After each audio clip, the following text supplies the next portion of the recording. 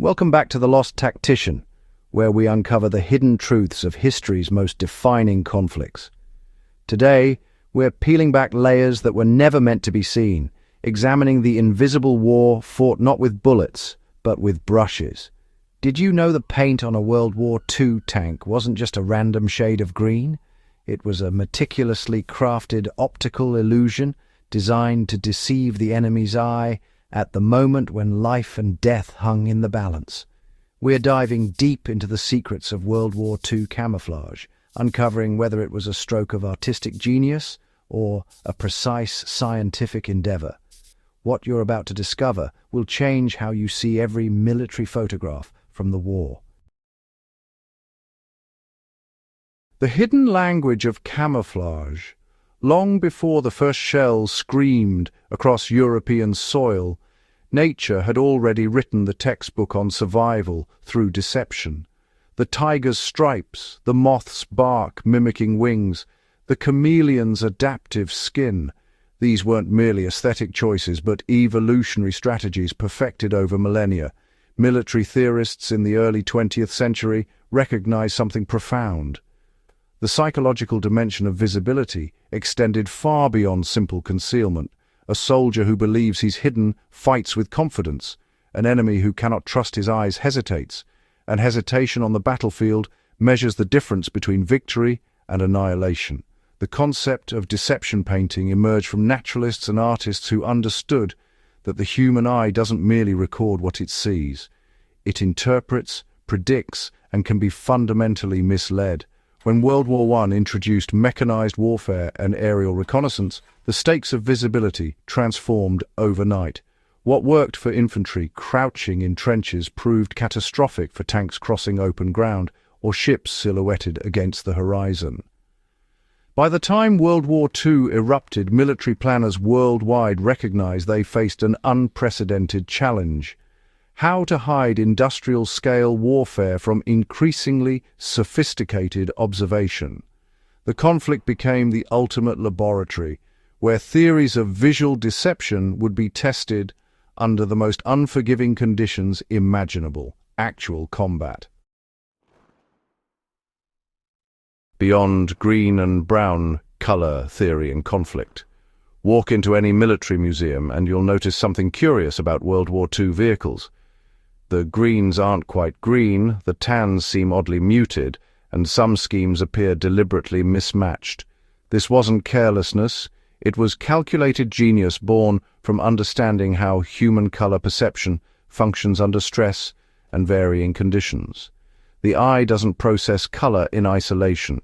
It reads relationships between adjacent tones, interprets hues differently in shadow versus sunlight, and can be fooled by strategic juxtaposition. German Panzer Grey, for instance, wasn't chosen because grey was inherently concealing, but because in the dappled light of European forests and the harsh shadows of urban combat, it created ambiguity about distance and form. The myth of universal camouflage patterns dissolved quickly once commanders realized that schemes effective in the bocage of Normandy became death sentences in the deserts of North Africa. British desert rats learned that the yellowish tan that worked during midday sun turned vehicles into dark silhouettes at dawn and dusk. The limited palette available to military quartermasters, constrained by wartime material shortages and the need for mass production, forced improvisation that bordered on brilliance. Paint manufacturers couldn't access exotic pigments, so they worked with iron oxides, carbon blacks and chromium compounds, mixing these basic elements into dozens of specialized formulations. Each nation developed distinct color vocabularies. American olive drab differed subtly from British khaki green, while Soviet protective green carried a grayish undertone that proved remarkably effective in the varied terrain between Moscow and Berlin. The science of disappearance, form, and function. Here's where the true genius emerged, where camouflage transcended simple color matching and entered the realm of perceptual manipulation. Scientists studying visual recognition discovered that the human brain identifies objects primarily through outline recognition and shadow interpretation, A tank painted solid green remains unmistakably tank-shaped. The silhouette betrays it, but fragment that outline with disruptive patterns, angular shapes that carry the eye away from the vehicle's true contours, and suddenly the brain struggles to assemble the pieces into a recognizable whole. This principle of breaking up form became paramount in every major military force's camouflage doctrine. The physics involved proved surprisingly complex. Light doesn't simply illuminate objects, it refracts around edges, creates predictable shadow patterns, and behaves differently based on surface texture and angle. Camouflage designers exploited these optical principles ruthlessly. Countershading, observed in dolphins and deer, became standard practice, painting tops darker and undersides lighter to counteract natural shadow gradients, making three-dimensional objects appear unnaturally flat. German engineers went further, calculating exact angles of shadow fall at different latitudes and times of day, then designing patterns to create artificial shadows that confuse the eye about an object's true dimensions. Some schemes incorporated false highlights, painted light patches suggesting illumination from impossible angles, scrambling an observer's depth perception. Artistry in deception, and masters of illusion. Behind every camouflaged half-track and concealed artillery position stood men and women whose names history has, largely forgotten. The camoufleurs, recruited from art schools, advertising agencies, and theatrical workshops. These artists brought skills never before applied to warfare. British camouflage units included graduates of the Royal College of Art, folks who'd studied under masters of abstraction and illusion. American teams drew from Hollywood's special effects departments, people who understood how to make plywood look like marble, how to create convincing shadows on flat surfaces. They didn't just paint vehicles, they composed visual deceptions as carefully as any canvas, examined photographs of specific patterns, the sharp-edged ambush scheme used on German Panthers, the flowing organic curves of late-war Soviet patterns, the geometric precision of American disruptive designs, and you're witnessing distinct artistic philosophies made manifest. Each reflected different theories about how the eye tracked movement and interpreted form. The challenge of mass production added another layer of complexity. These intricate designs needed to be reproducible by factory workers with minimal training, using stencils and spray equipment, often in outdoor conditions under time pressure. The artists developed modular pattern systems, breaking complex designs into simple, repeatable elements that could be applied quickly, yet still created effective visual disruption when complete. Some schemes required 4 or 5 separate color layers applied in specific sequences, demanding careful documentation and training protocols. The innovations forged in wartime didn't remain confined to military applications. Post-war, the visual language of camouflage seeped into civilian consciousness in, some pretty unexpected ways. Fashion designers in the 1960s embraced camouflage patterns as symbols of rebellion and individuality. A curious irony, really, given their original purpose was standardization and concealment.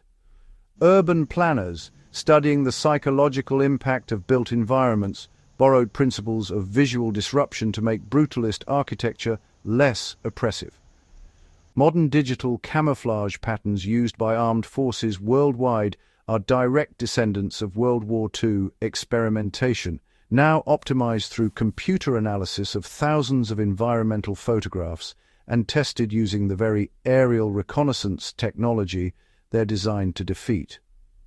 Military doctrine transformed permanently. Every modern combat vehicle, from main battle tanks to aircraft carriers, receives camouflage consideration from the initial design phase, rather than as an afterthought. The fundamental questions posed by those wartime artists and scientists remain relevant. How do you hide the unhideable? How do you manipulate an enemy's perception without knowing the exact conditions under which they'll observe you? The answers continue evolving, but they rest on foundations laid when desperate nations recruited painters and physicists to wage war through visual deception. So was World War II camouflage art or science? The question itself reveals a false dichotomy. The most effective schemes emerged where artistic intuition about visual perception met scientific rigor about optics and environmental conditions.